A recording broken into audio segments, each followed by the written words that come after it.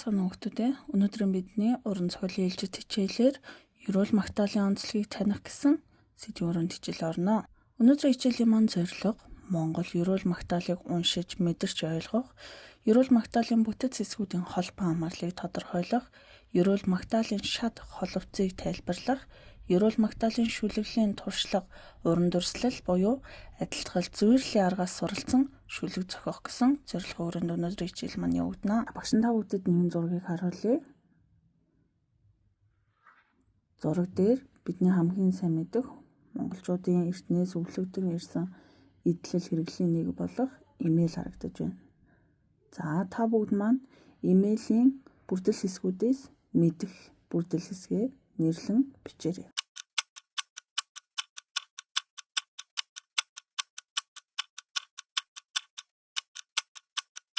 За имэйлийн бүрдэл хэсэгт нь бүрэг, хяр, дарвалга, оломцог, баавар, ганцаг, дэвс, тохом, дөрөө, дөрөөний сур, дугтуй, гөлөм, хавтас гих мэтчлэн хэсгүүдээс имэйл маань бүтдэг байх нэ. За тэгэхээр өнөөдөр бидний гол суйрлах зохиол маань имэйлийн ерөөл магтаал гэсэн зохиол дээр бүгдээрээ ажиллах нэ. Өмнөх хичээлээр бид хангаа магтаалыг уншиж судалсан. Харин энэхүү хичээлээр имэйлийн магтаал ерөөлийг уншиж судалнаа. Монголчууд бидний эртнээс өвлөгдөн хүндэлж ирсэн идэлэл хэрэглийн нэг бол мэдээж ялчгүй имэйл. Манай ард түмэн эртнээс хэрхэн идэлэл хэрэглээ хүндэтгэн магтаж ерөөдөг байсан талаар дэлгэрүүлэн судалцгаая. Энэхүү хичээлийг үзснээр бид нар ямар үр дүнд хүрэхээ гэхлээр мэднэ, чадна, хэрэглэнэ гэсэн 3 түвшинд буюу имэйлийн ерөөл магтаалын үг хэлхийг мэдэж ойлгодог болно. За мөн имэйлийн ерөөл магтаалын агуулгыг бүтцээр нь задлж чаддаг болох нь. За мөн имэйлийн ерөөл магтаалыг хэлж хэрэглэж хэвших нэ. Багш та бүдэд имэйлийн ерөөлийг уншиж өгье. За та бүгд маань сонсохдоо имэйлийн идэлэл хэрэглэл маань хэрхэн бүтэж байгааг маш сайн анхааран сонсоорой. За мөн багш нь дэлгэцийн зүүн буланд имэйлийн бүрдэл хэсгүүдийн нэрийг нь яг хаана байрладаг зэрэг нь сумзан тайлбар зургийг оруулсан байна. За бүгдээрээ ерөөлөө сонсцгоё. Зээ. Тармил модыг тайрч хийсэн тохой зандан бүүрэгтэй, нарийн сурыг сүвлэж хийсэн 8 сайхан ганцахтай, навчин хээгээр чимж хийсэн нанжин гахай гөлөмтэй, наан цаана нь тааруулсан нарийн сүлжмэл оломтой, хүлгийн зоонд тогсон хүрэн зандан имэйл нь эзэн хүндээ нээлтэй, эр мориндон чимэг болж эвдришгүй бүх элэтгшгүй бат бүх байхын дэмбэрэл ерөөлийг дээшлүүлэн айлтгая. За бүгдээрээ имэйлийн ерөөлтэй танилцлаа. Одоо бүгдээрээ имэйлийн бүтцийг ерөөл дээр хэрхэн дүрслэн бичсэнийг ажиглая. За эхний хэсэг дээр тармил модыг тайрч хийсэн тохой зандан бүүрэгтэй гэдэг дээр зурагт харагдаж байгаа имэйлийн урд хойдлын 2 модыг дүрслэн бичсэн бол нарийн сурыг сүвлэж хийсэн 8 сайхан ганцахтай гэсэн хэсэг дээр за энэхүү зурагт харагдаж байгаа хэсгийг бичсэн байна. Навчин хээгээр чимж хийсэн нанжин гахай гөлөмтэй гэдгээр зурагт харагдаж байгаа тус хэсгийг дүрслэн бичсэн байна.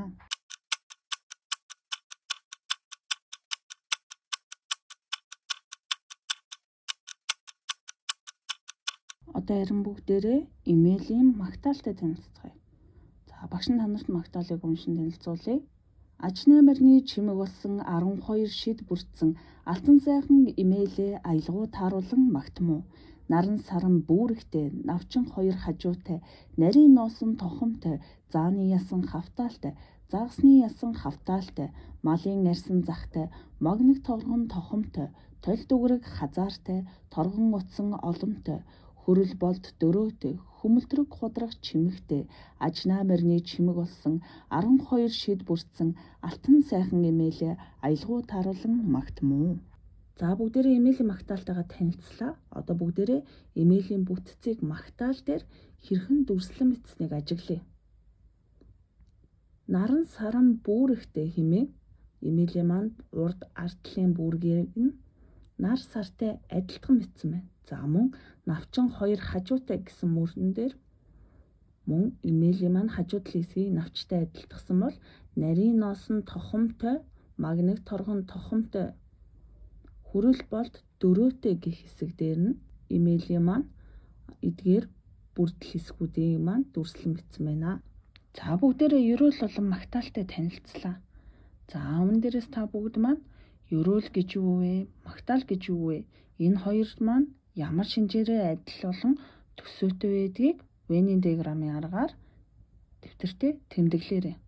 За ингэхдээ багш нь та бүгдэд ерөөлийн жишээ болон магтаалын жишээг татан харууллаа. За та бүгд маань ажиглаад Venn диаграмын аргаар дэвтэртээ тэмдэглээрэй. За ерөөл маань сайн сайхныг биелэгдэн зүгэндэг, мөн хүсэл мөрөөдөл биелэн бүтгийг ирмэлцсэн шинжтэй байдаг бол магтаал маань сайн сайхан шинжээр сайшаа магтдаг байна. За энэ хоёрын маань хоёуланд нь байдаг адил төсөөтэй шинжин гэх юм бол хоёулаа Монгол ардын аман зохиолын нэгэн төрөл. Мөн аялгуулан хилдэг, шад, холбоцсон төстэй, уран шүлгэлсэн хэлбэртэй, тооцсон хэлбэртэй байдгаараа ерөөл магтаал хоёр маань адил шинжтэй байдаг байна. Ерөөл магтаалын шинжийг нь монгол хэлний үднээс аваад үзэх юм бол ерөөл маань ирээдүйн цагийн ерөөсөх е нөхцлөөр хэлбэрсэн байдаг бол магтаал маань үргэлжлүүлж буй одоо цагийн А-гийн дөрвөн зэрэг буюу А, Э, О, У гэх мэтлэн нөхцлүүдээр хэлбэрсэн байдгаараа онцлогтой байдаг. За одоо бүгдээрээ ерөөл магтаалын хэлбэрийг нь ажиглая. За ерөөлийн эхлэл хэсэг маань таримал, тохой, нарийн, найман, навчин гих мэтчлэн толгойн холбоцыг ашигласан бол магтаал маань мөн адил наран, навчин, нарийн, зааны, загсны гих мэтчлэн толгойн холбоцыг ашиглан. За одоо харин төгсгөлийг нь бүгдээр ажиглая. Хийсэн үүрэгтэй, хийсэн ганцахтай буюу сүүл холбоцын салаалсан холбоцыг ашигласан бол магтаал маань үүрэгтэй, хажуутай, тохомтой, хавтаалтай гих мэтчлэн мөн адил сүүл холбоцыг ашигласан байна. За харин ерөөлийг ажиглая. Таримал модыг тайрч исэн тохой зандан үүрэгтэй, нарийн сурыг сүлээж хийсэн 8 сайхан ганцахтай буюу мөр доторх үгийн тоог нь ажиглавал 4 3 4 3 хэмээн сүүлжилсэн бол магтаал маань наран саран үүрэгтэй, навчин 2 хажуутай, нарийн нуусан тохомтой гих мэтчлэн мөр доторх үг маань 3 3 3 гэсэн бүтцтэйгээр үгийн тоог тэнцвүүлэн бичигдсэн байна. За мөн ерөөл магтаал хоёрыг хоёулангийн харах юм бол хоёулаа имэйлийн иж бүрдлийг тооцсон шинжээрээ адилхан бичигдсэн байгааг та бүгд маань ажиглан хараарай. Бүгдээрээ ерөөл магтаалаас танил бус үгийг тэмдэглэн бичицгээе.